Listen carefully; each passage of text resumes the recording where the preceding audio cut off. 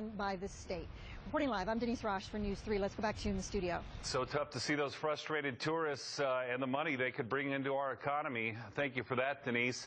Watch and wait. That's about all hundreds of civilian workers at Nellis Air Force Base can do right now. They're at home for a second day without pay, and they don't know when their next paycheck will come.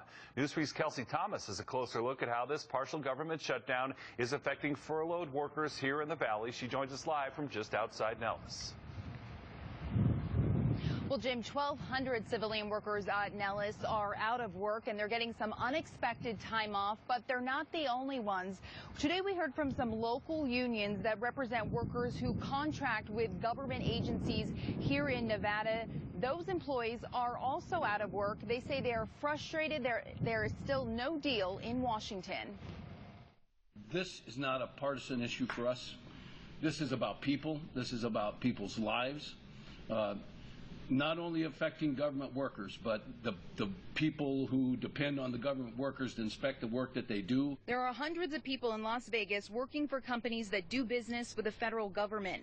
They're out of work, too, because of the partial government shutdown. At a news conference today, we heard from Danny Thompson, who overlooks the unions that represent these workers. There's a couple hundred people that can't go to work today because there's nobody to inspect the work they do. So the job that they had is now lost. That includes construction workers at the new FAA tower being built at McCarran Airport.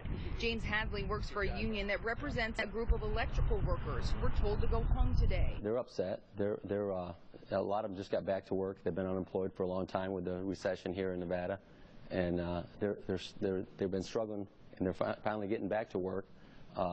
And then this happens. At Nellis Air Force Base, 1,200 people are out of work, including Vern Steed. The shutdown is just totally unnecessary, and it's just bringing more pain and anguish to our people. Steed says he wants to go back to work, but like many other furloughed employees, he's preparing for the worst. I'm hearing that it's going to last a couple of weeks, that a minimum of a couple of weeks, and that's insanity. That is idiotic.